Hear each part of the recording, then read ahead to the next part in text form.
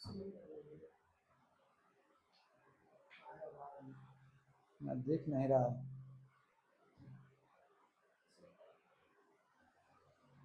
Hello मेरे प्यारे students, CLC online classes में आप लोगों का बहुत बहुत स्वागत है। आज मैं आप लोगों को पढ़ाने वाला हूं नागरी लिपि, जो एक प्रकार का निबंध है। और इस चैप्टर का कहानी का सारांश कहिए, वो आप लोगों को पढ़ाया गया था पिछला वीडियो में, और उसमें आप लोगों को ऑब्जेक्टिव सब्जेक्टिव क्वेश्चन नहीं कराया गया था। तो वह वीडियो यानी कि वह वीडियो था सिर्फ कहानी के लिए, और यह वीडियो बनाया गया है ऑब्जेक्टिव और सब्जेक्टिव क्वेश्चन के लिए। तो जो विद्यार्थी अभी तक इस चैनल को सब्सक्राइब नहीं किया, सब्सक्राइब कीजिए, अथवा अपने दोस्तों के पास भेज दीजिए, वो भी जुड़ जाएंगे, ताकि उनके भी ऑब्जेक्टिव था वो देख ले क्या किस प्रकार से एग्जाम में पूछे जाएंगे।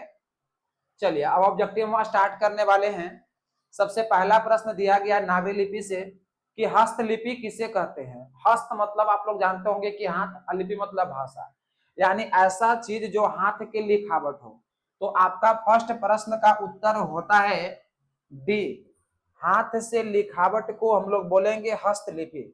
सेकंड प्रश्न आगे देखते हैं। इसके बाद कह रहा बादशाह अकबर ने जो सिक्का चलाया था उस पर किनकी आकृति अंकित है। यह कहानी में आप लोगों को बताया गया था कि बादशाह अकबर जो थे वह चांदी के सिक्का चलाए थे, और उस सिक्का पर राम जी के और सीता जी के जो तस्वीर था, आकृति था, उसको अंकित किए थे। इसलिए आपका ऑप्शन सी आंसर इसका सही है। आगे देखेंगे। इसके बाद बादशाह अकबर ने जो सिक्का चलाया था उस पर शब्द अंकित किए थे, तो राम सीता के फोटो लगाने के बाद वह राम सीए शब्द अंकित किए थे। इसका ऑप्शन डी सही है। आगे देखेंगे। निम्न भाषाओं में से किस भाषा को देवनागरी लिपि में लिखते हैं। तो जैसा कि हम लोग पढ़ रहे हैं हिंदी भाषा, और हिंदी भाषा आपके आते हैं देवनागरी लिपि के अंतर्गत। तो देखिए यहाँ पर आपका है हिंदी, यही आपका देवनागरी लिपि में, इसका भी ऑप्शन डी ही सही है। इसके बाद आगे देखेंगे। करें स्थापत्य की उत्तर भारत की एक विशेष शैली को क्या कहते हैं। तो उत्तर भारत की एक शैली, और उत्तर भारत की जो शैली थी वहां के शैली को हम लोग कहते थे नागर शैली।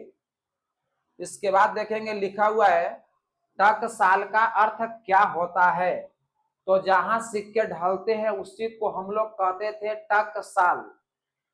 नेक्स्ट प्रश्न देखेंगे। गुनाकर मुले ने मिडिल स्तर की पढ़ाई किस भाषा में किए थे। बहुत बढ़िया प्रश्न दिया गया है कि गुनाकर मुले ने मिडिल स्तर की पढ़ाई किस भाषा में किए थे। तो वह जो भी कुछ पढ़े थे सब पढ़े थे मराठी भाषा में। कौन भाषा में? मराठी भाषा में मिडिल स्तर तक। उसके बाद आप लोग जानते हो कि वह बाहर चले गए थे, और बाहर जाने के बाद वह मैट्रिक से लेके एमए तक की तैयारी किए थे। और कौन विषय से किए थे? तो गणित विषय से। उसकी चर्चा हम आगे करेंगे, फिलहाल इतना ही उसके बारे में हम बताने वाले हैं। करा मूले ने अंग्रेजी व हिंदी की पढ़ाई कहाँ किए थे। तो अंग्रेजी और हिंदी की पढ़ाई वह कहाँ किए थे? तो बाहर जाकर के तो मैथ के अलावा से तैयारी किए थे, और वहीं से बाहर जाकर के हिंदी और अंग्रेजी की भी तैयारी किए थे। करा नेपाली भाषा किस लिपि में लिखी जाती है। तो इस चैप्टर में बताया कि नेपाल का नेपाली भाषा, खसकुरा भाषा, नेवारी भाषा, यह सब भाषा किसके अंतर्गत आती है। तो यह आती है आपके देवनागरी लिपि के अंतर्गत। इतना सारा ऑब्जेक्टिव दिया जा रहा है कि अगर आप लोग बढ़िया से इसको अगर कंप्लीट कर लेते हैं। चलिए कुछ कुछ बतलाया जा रहा है, लग रहा है कुछ साउंड इफेक्ट है, साउंड प्रॉब्लम चल रहा है क्या। बाबू कनेक्ट और डिसकनेक्ट कुछ तो कह रहा है, वो तो समझ में नहीं आ रहा है इंग्लिश। अरे बाप रे बाप, ये बार कनेक्ट डिसकनेक्ट का कह देता है जी। तो नेपाल की भाषा किस में आएगा? तो देवनागरी लिपि के अंतर्गत आएगा। आगे देखिए। कह रहा है अंगा अक्षर का संबंध वर्तमान में किस भाषा से है। यानी यह जो लिखा गया है अक्षर, इसका संबंध वर्तमान में किस भाषा से लिया गया है। तो इसका तमिल से लिया गया है। आगे देखेंगे नेक्स्ट प्रश्न। कहता बांग्ला लिपि प्राचीन नागरी लिपि की है। तो यह कहानी में बताया गया था कि बांग्ला लिपि जो है यानी कि बांग्ला लिपि जो है प्राचीन नागरी लिपि की पुत्री नहीं बहन के समान है। यह हम ऑब्जेक्टिव में नहीं, कहानी के सारांश में समझाए थे कि पुत्री नहीं बहन के समान है। केरल के शासकों के द्वारा सिक्कों पर वीर के लस्य शब्द किस लिपि में लिखी गई है? तो केरल के जो शासक लोग थे, वहां के जो लोग थे, वो जो सिक्का पर वीर के लस्य का उपयोग कर रहे थे, इसके बारे में आप लोग बताइए कि नागरी लिपि होगा, कि ब्राह्मी लिपि होगा, कि नंदी नागरी होगा, कि गुरुमुखी लिपि होगा। अभी तक हम 1 से लेकर 11 प्रश्न बताए हैं, और ऐसे कोई विद्यार्थी नहीं जो इसके बारे में एक आध को बतला रहे कि हाँ इसका आंसर क्या होगा।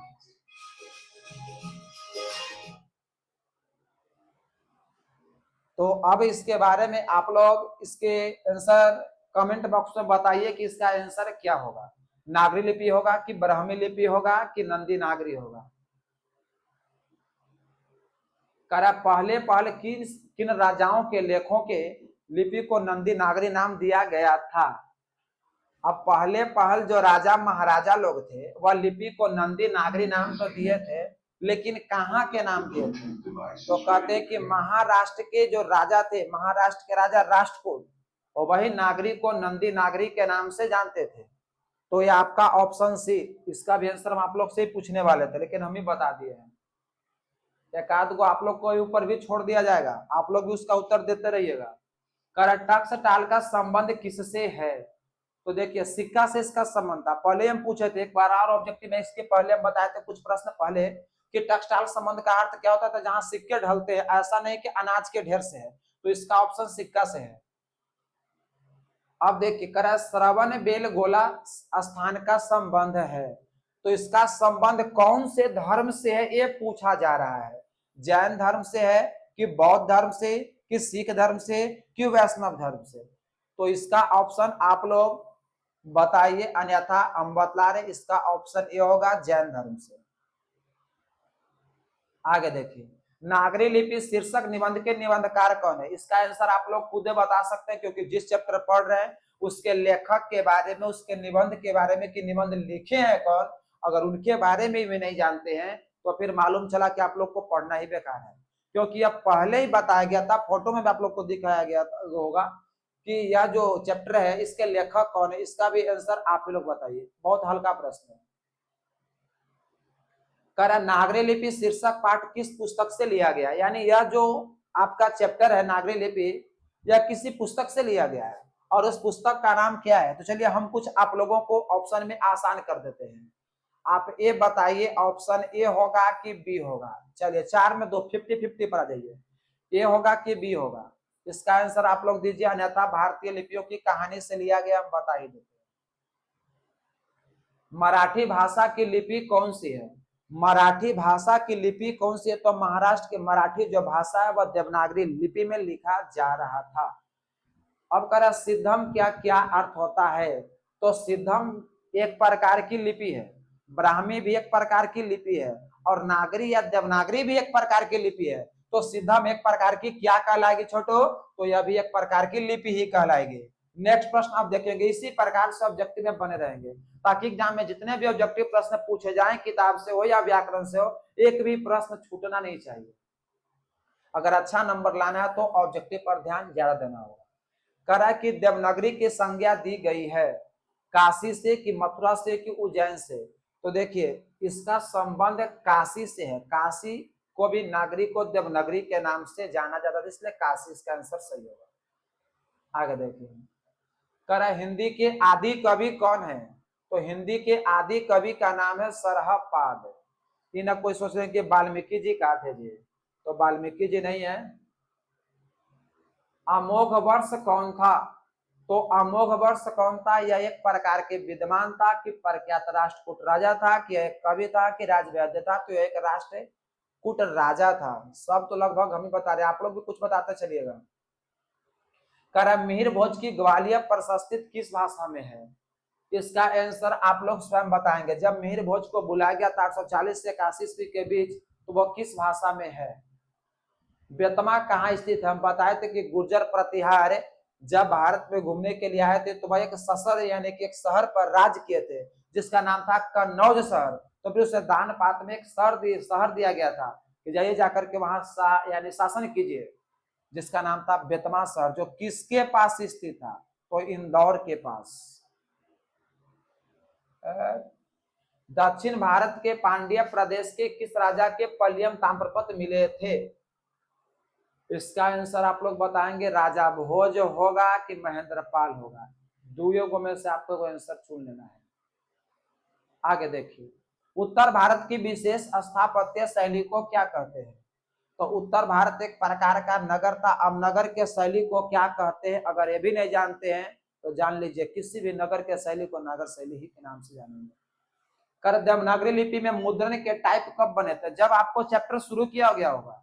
आप लोग अगर अभी तक नहीं पढ़ोगे तो किताब में देख लीजिएगा, सबसे फर्स्ट लाइन में दिया गया है कि दूसरी सदी से पहले के जो मुद्रण के टाइप बने तो उसमें स्थिरता आने लगी थी, यानी ऑप्शन यही आपके सही होंगे। आगे देखिए, इसके बाद कहते नागरी लिपि कब एक सार्वदेशिक लिपि थी? यह क्वेश्चन जो दिया जा रहा है प्रश्न आप लोगों के समक्ष में, यह प्रश्न सब्जेक्टिव में भी बताया गया है कि नागरी लिपि कब एक सार्वदेशिक लिपि थी।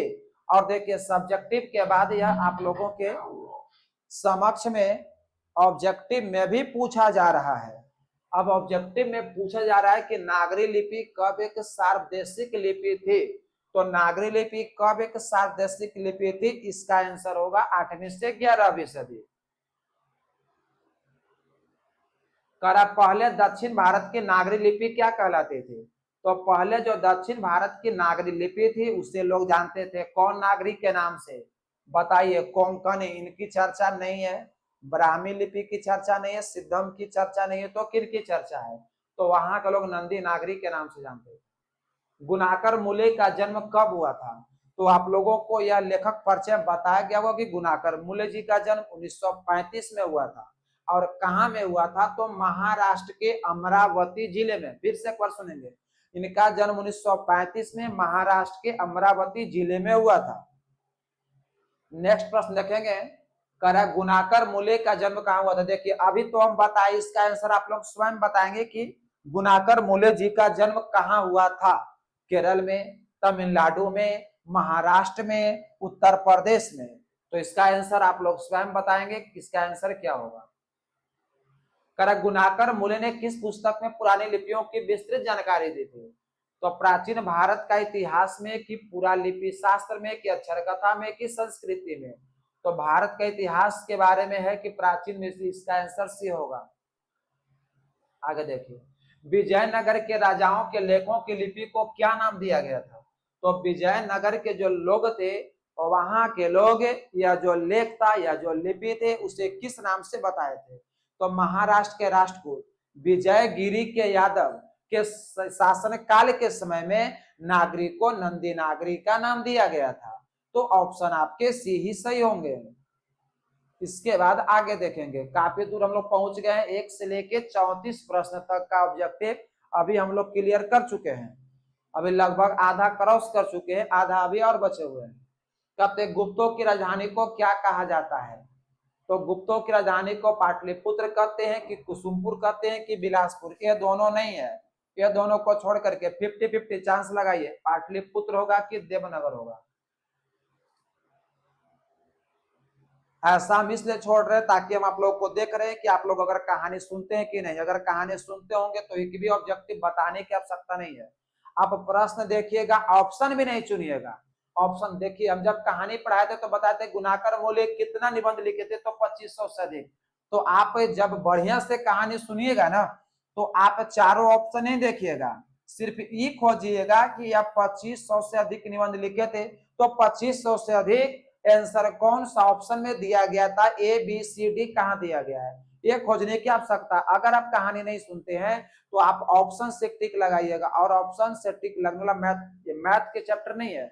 मैथ में होता है कि ये वाला ऑप्शन रख के देखते हैं, ये ऑप्शन रख के देखते हैं, कोई से आंसर आ जाए। लेकिन यहाँ हिंदी है, ये ऑप्शन से आंसर नहीं आता। आगे सुनिए, भारतीय लिपियों की कहानी किनकी प्रसिद्ध रचना है? कुछ देर पहले हम बता चुके हैं। इसका भी आंसर आप लोग बताइए कि भारतीय लिपियों की कहानी जो है, इसके प्रसिद्ध रचनाकार कौन है? नलिन बिलोचन शर्मा, गलत जवाब। महादेवी वर्मा, इनकी तो चर्चा 10th में है ही नहीं। और सुमित्रा नंदन पंत, इनकी चर्चा कहानी में तो है ही नहीं, तो यही तो होंगे, क्योंकि तो बेचारे आगे लिख चुके हैं। इस्लामी शासक का आरंभ काल कब था? आप लोग बताइए, 12वीं की, 13वीं की, 14वीं? चलिए यहां से यहां तक हम ये दो काट रहे हैं, ये दोनों में से नहीं है। अब वो दोनों में से आप लोग बता सकते हैं कि इस्लामी शासक का आरंभ काल 12वीं था कि 13वीं था कि 11वीं था? तो 11वीं तो ऑप्शन में नहीं है, और ऑप्शन होगा भी नहीं 11वीं। आगे देखिए, गुनाकर मुलिक की मृत्यु कब हुई थी? 1995 में कि 1999 में कि 2005 में कि 2009 में? तो गुनाकर मुलिक का निधन हुआ था 2009 ईस्वी में। ईस्वी वाला हम बता रहे हैं, आप लोग हो सकता है भूल गए होंगे। नागरी लिपि के आरंभिक लेख हमें कहां से मिले? मान लीजिए कि ये आपका भारत देश है, इतना बड़ा, मानने में कुछ है, तो लोग मैथ का स्टूडेंट मान सकते हैं, आप लोग मैथ अच्छा से पढ़ते हैं कि मैथ वाले कुछ हो मान लेंगे। तो मैथ है के टॉपिक से चलते हैं। ये मान चले कि ये आपका भारत का नक्शा है, इसमें 4 दिशा है, पूरब, पश्चिम, उत्तर, दक्षिण। तो अगर आपसे पूछा जाए कि नागरी लिपि का आरंभिक लेख हमें कहां से मिला था, तो हम बताए होंगे आप लोग को कहानी में कि नागरी लिपि के आरंभिक लेख कहां से आया था, पूरब भारत से कि पश्चिमी भारत से कि दक्षिणी भारत से कि उत्तरी भारत से? इसका भी आंसर आप ही लोग स्वयं देंगे। वेतमा दान पत्र किस समय का है? देखिए नीचे से 2 गो छोड़ दीजिए, ये 2 गो ऑप्शन होंगे, ए होंगे कि ए होंगे?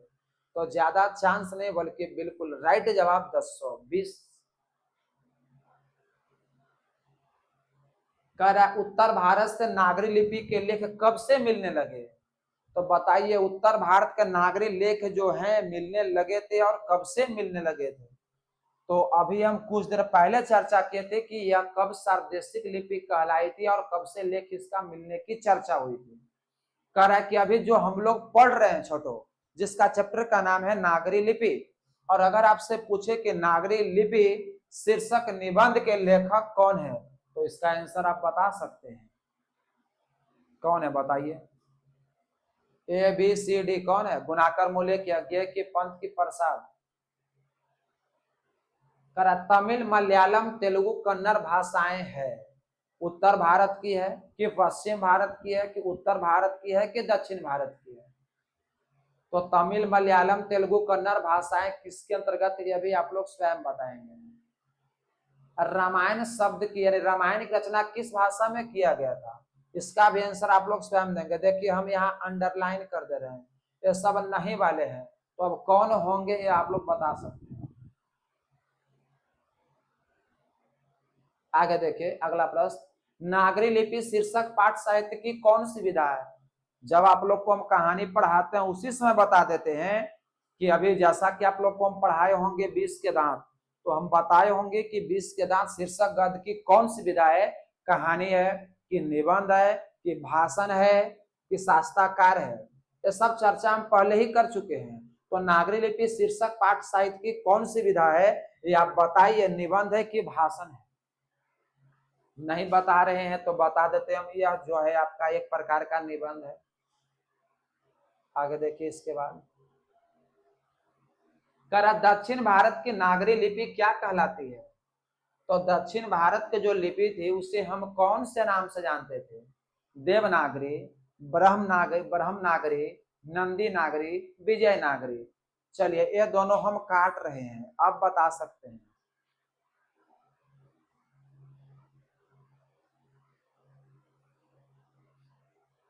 अगला प्रश्न बताइए छोटू, 10वीं 11वीं सदी के किस रचना ने भारतीय यूरोप के बीच व्यापार संबंध के बारे में बताया था?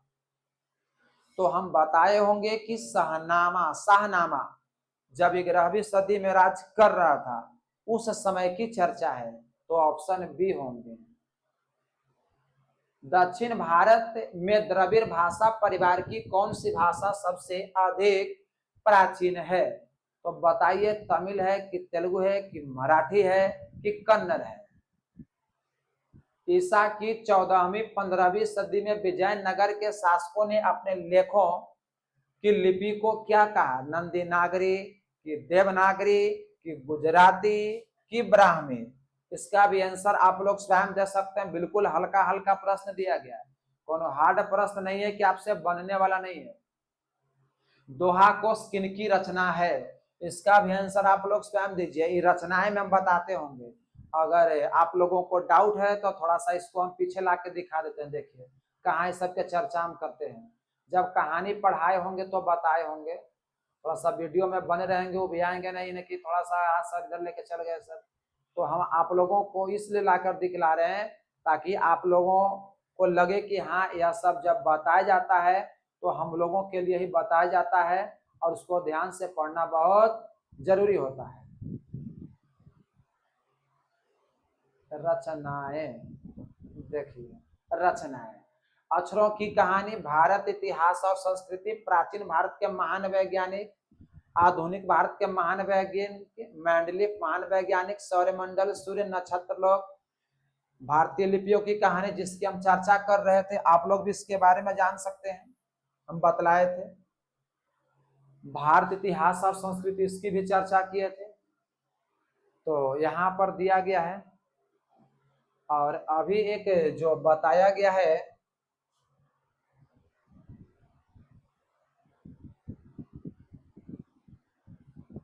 यही था ना 50 नंबर में जी।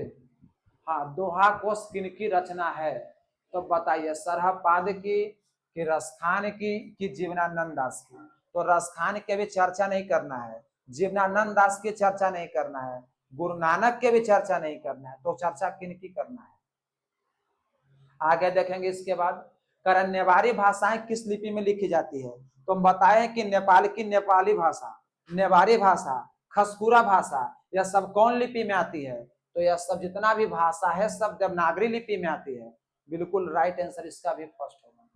सूर्य नामक, अभी सूर्य की हम चर्चा ही कर रहे थे कि सूर्य नामक पुस्तक किनकी रचना है, तो सूर्य की चर्चा अभी कुछ सेकंड हम पहले किए थे, और इसकी भी चर्चा गुणाकर मूले के द्वारा ही किया गया था। इसके बाद आगे देखेंगे, हिंदू भाई यानी हिंदी भाषा की लिपि क्या है। जब हम लोग हिंदी पढ़ रहे हैं और वह किस लिपि में पढ़ते हैं, संस्कृत, संस्कृत तो भाषा खुद है, चीनी ये तो होगा नहीं, रोमन होगा नहीं, हम लोग को आंसर होगा देवनागरी। आगे देखिए कह रहा है कि परमार शासक भोज कहाँ के रहने वाले थे, तो परमार जो भोज है शासक कहाँ के रहने वाले थे, धार नगरी के, कि मेवाड़ के, कि कन्नौज के, तो कन्नौज पर ही शासन किए थे, लेकिन रहने तो धार नगरी के।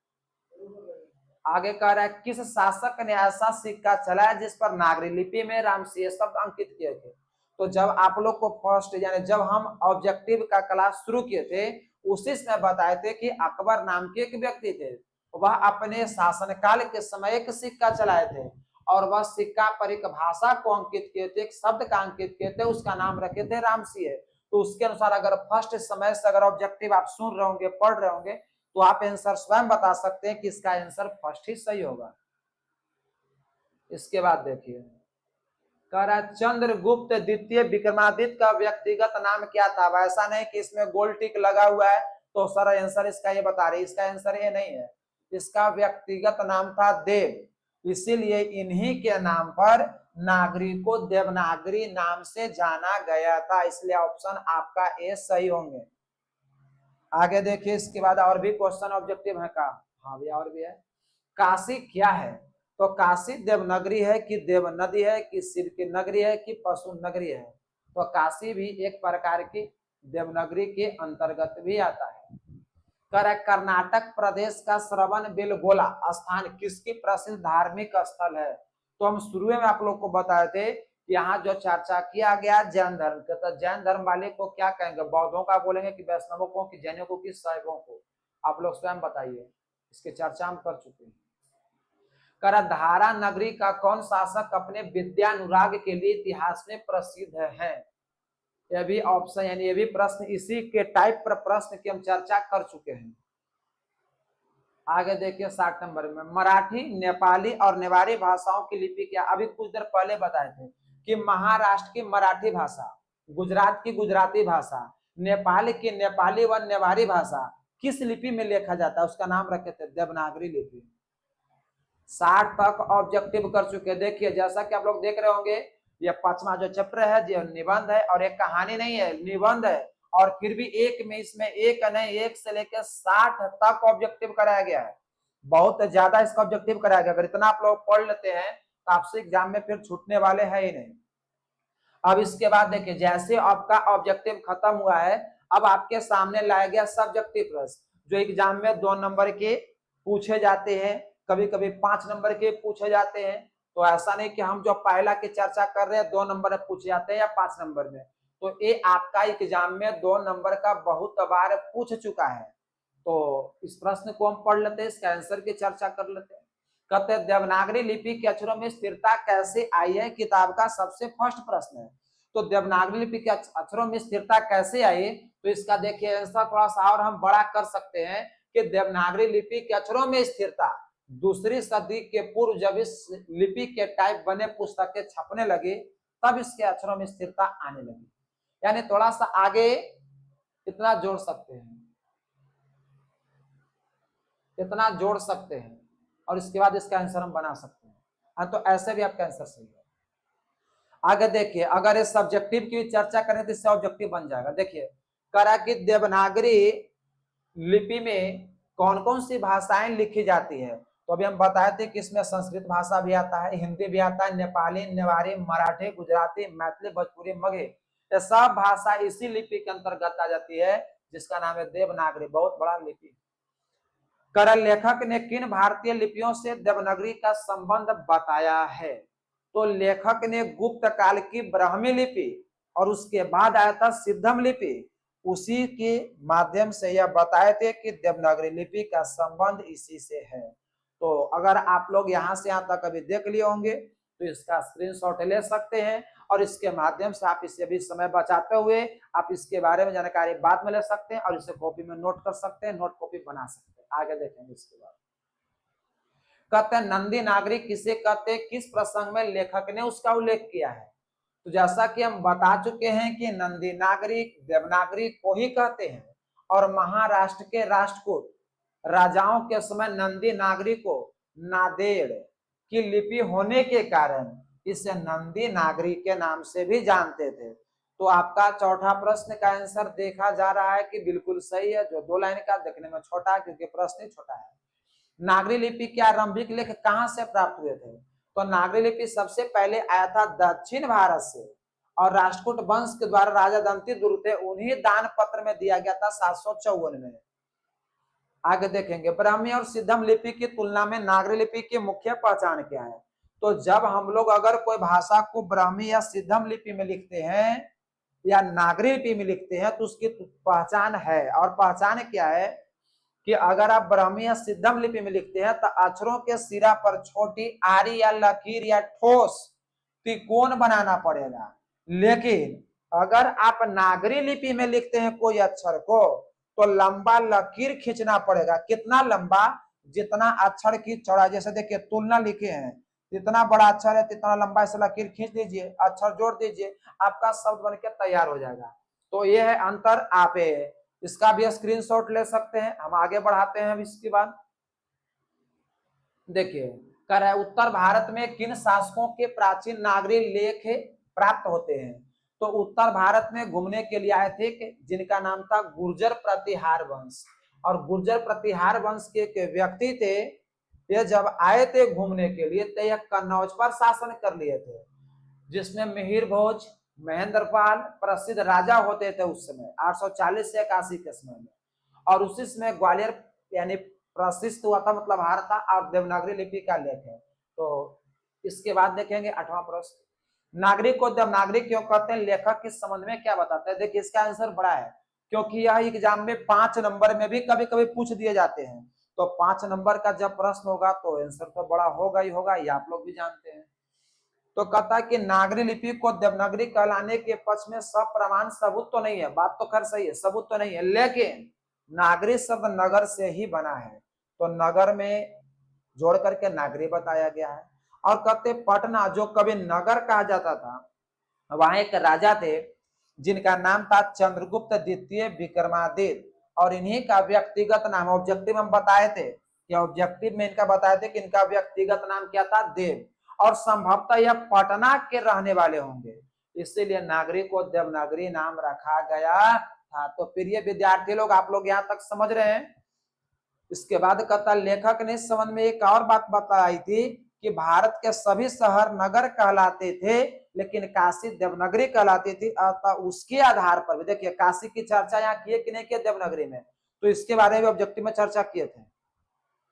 तो इसे यहाँ तक 7 से लेके 7, 8 दो गो प्रश्न का फिर से आप स्क्रीनशॉट ले सकते हैं इसका आंसर का। इसके बाद हम इसको और फिर आगे बढ़ाएंगे। अब देखिए 9वां प्रश्न, कर नागरी की उत्पत्ति के संबंध में लेखक क्या कहना है? पटना से नागरी का क्या संबंध है, लेखक ने बताया है, आप भी हमें बताइए। तो कहते हैं कि नागरी की उत्पत्ति के संबंध में लेखक का कहना है कि नगर से ही नागरी शब्द बना है। तो इनका लेखक का कहना है कि नगर से क्या बना है? नागरी। और पटना को कभी नगर कहा जाता था, अतः पटना से इस लिपि की उत्पत्ति होने के कारण नागरी लिपि के नाम धारण किया गया होगा या हो। ये देखिए, इस चैप्टर में बहुत बार पूछा गया है कि नागरी लिपि कब एक सार्वदेशिक लिपि थी। इसका आंसर बहुत छोटा है, अगर आप बड़ा करना चाहें तो सिर्फ थोड़ा सा जोड़ सकते हैं कि नागरी लिपि 8वीं से 11वीं सदी के बीच एक सार्वदेशिक लिपि थी। इसे भी आप स्क्रीनशॉट ले सकते हैं। 1 से लेकर 10 तक आपका सब्जेक्टिव भी क्लियर किया गया प्रश्न उत्तर। ऑब्जेक्टिव कुछ देर पहले हम बता चुके हैं, अब थोड़ा बहुत और बच रहे होंगे। कहते हैं नागरी लिपि का साथ साथ किसका जन्म होता है, इस संबंध में लेखक क्या जानकारी देता है? तो नागरी लिपि के साथ साथ भारतीय इतिहास, भारतीय संस्कृति, एक नए युग का जन्म होता है। और नागरी के साथ साथ अनेक प्रादेशिक भाषाएं भी जन्म लेती है। इस संबंध में लेखक जानकारी देते हैं कि 8वीं 9वीं सदी का आरंभिक हिंदी साहित्य प्राप्त हुआ और मराठी, गुजराती, बांग्ला भाषा उपलब्ध लेख भी उसी काल के हैं। इसके बाद कहता है गुर्जर प्रतिहार कौन थे? देखिए ऑब्जेक्टिव में भी 2 बार इनका नाम हम ले चुके हैं छोटो, कि गुर्जर प्रतिहार कौन थे। तो हम बताए थे कि गुर्जर प्रतिहार एक विदेशी यात्री थे, याद रखिएगा, ऑब्जेक्टिव में पूछ सकता है कि गुर्जर प्रतिहार कौन थे, तो आप बता सकते हैं कि गुर्जर प्रतिहार एक विदेशी यात्री थे और 8वीं सदी के पूर्वार्ध में अंत में उत्तर पर यानी कि अवंती में प्रदेश में उन्होंने शासन कायम किया और बाद में कन्नौज पर इनका अधिकार हो गया। गुर्जर प्रतिहार के राजा मिहिर भोज थे, महेंद्रपाल थे, ये सब राजा गिने जाते थे उस समय के महाराजा में। वही इनको फिर एक बेतमा शहर दान पत्र में दिए थे। अच्छा, स्क्रीनशॉट नहीं लिए होंगे, तो जो स्क्रीनशॉट नहीं लिए होंगे इस प्रश्न उत्तर का स्क्रीनशॉट झट से लेंगे जी। इसको भी हम आगे बढ़ाएंगे, अब खत्म करेंगे इस चैप्टर को। अब कुछ ही देर में यह चैप्टर समाप्त होने वाला है और जैसे यह चैप्टर समाप्त होगा आप लोगों के समक्ष में फिर से कल एक चैप्टर लेकर के आएंगे हम, जिसका नाम रखा हुआ है बहादुर। बहुत ही रोमांटिक कहानी है, बहुत ही अच्छा, जबरदस्त कदम, बिल्कुल जबरदस्त। बहादुर बहुत अच्छा कहानी है इस चैप्टर यानी कि इस किताब का। अब देखिए 13वां यानी कि प्रश्न बड़ा है, उत्तर प्रश्न के हिसाब से उत्तर तो बहुत बड़ा बाबू। कर निबंध के आधार पर कालक्रम से नागरी लेखों से संबंधित प्रमाण प्रस्तुत करें। तो इसके बारे में क्या हम बताएं आप लोगों को, आप लोग थोड़ा बहुत पढ़िए इसके बारे में और इसका स्क्रीनशॉट ले लीजिए। अभी तक तो पूछा नहीं गया है, गलती से पूछ दिया जाए तो इसका उत्तर आप दे भी सकते हैं। प्रश्न का उत्तर थोड़ा बड़ा है, हवाना नहीं है। उत्तर लिख लिए तो आगे बढ़ाए। आगे हम बढ़ाते हुए यहाँ पहुंच गए कि अब लिख रहा है कि द एंड, यानी यह चैप्टर अब समाप्त हो गया है। इसके आगे अब कुछ बचा उचा नहीं है, जो पढ़ना था वो पढ़ चुके हैं और अब आपका 5वां चैप्टर समाप्त हो गया है जिसका नाम था नागरी लिपि। देखिए कुछ लोगों का कमेंट आ रहा था कि सर आप बताए नहीं कि यह क्या है, गद्य की कौन सी विधा है। तो जैसा कि आप देख सकते हैं एक ही चैप्टर का नहीं, प्रत्येक चैप्टर के बारे में बताया जाता है। यहाँ लिखा हुआ नागरी लिपि, गद्य की कौन सी भाषा है यानी कौन सी है, या विद्या है या निबंध है कि कहानी है कि भाषण है, यह लिख दिया गया है।